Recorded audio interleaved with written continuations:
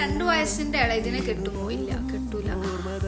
ഞാൻ അങ്ങനെ 2 വയസ്സിന്റെ ഇളയതിനും കൊണ്ട് എന്റെ വീട്ടിലേക്ക് വന്നാല് ഇന്നെ ഇവിടുന്ന് എന്ത് ചെയ്യും, രാജിവെച്ച് പറഞ്ഞേക്കില്ലായിരിക്കും. അപ്പൊ എന്തായാലും അത് പോസിബിൾ ആവില്ല എന്നുള്ള കാര്യം എനിക്കറിയാം. അതുകൊണ്ട് ഞാൻ എന്ത് ചെയ്യൂല, അങ്ങനെയുള്ളവരെ പ്രേമിക്കൂല. നമ്മളൊരു റിലേഷൻ സ്റ്റാർട്ട് ചെയ്യുമ്പോൾ അതിന്റെ എല്ലാം നോക്കണം. അതായത് ഇപ്പം എസ്പെഷ്യലി ഒരു 2 വയസ്സൊക്കെ ഇളയതെന്ന് പറയുമ്പോൾ കുറച്ച് ടാസ്ക്കാണ്.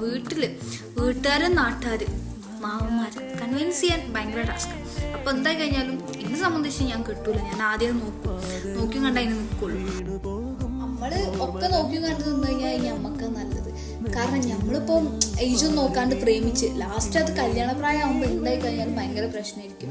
ഇങ്ങനെ ഈ 2 വയസ്സ് ഏജ് കുറവുള്ളവർ കെട്ടിയവരൊക്കെ ഉണ്ടാവും. പക്ഷെ എൻ്റെ അങ്ങനെ അറിയില്ല, കെട്ടിയവരൊക്കെ ഉണ്ടാവും. പോസിബിൾ ആവുന്ന ഫാമിലി ഉണ്ടോ എനിക്കറിയില്ല. പക്ഷെ എന്നെ സംബന്ധിച്ച് എൻ്റെ ഫാമിലിയിൽ 2 വയസ്സാണ് ഇതൊന്നും ഒരിക്കലും പോസിബിൾ ആവില്ല.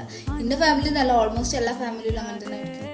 അത് ഓരോരുത്തരുടെ വ്യൂ പോയിന്റിൽ നോക്കുമ്പോൾ പല ഇതായിരിക്കും വരെ. പിന്നെ നോക്കുമ്പോൾ ഇതാണ് ഓരോരുത്തരുടെ ഓരോന്നാണ്. മേ ബി ഓരോരുത്തർ മെച്യൂരിറ്റി ചിന്തിക്കും. ഇപ്പോൾ ഈ ഏജ് പറഞ്ഞ ആൾക്ക് മെച്യൂരിറ്റി ഉണ്ടോ എന്നൊക്കെ നോക്കിയിട്ട് അങ്ങനെ നിൽക്കുന്നവരുണ്ടാവും.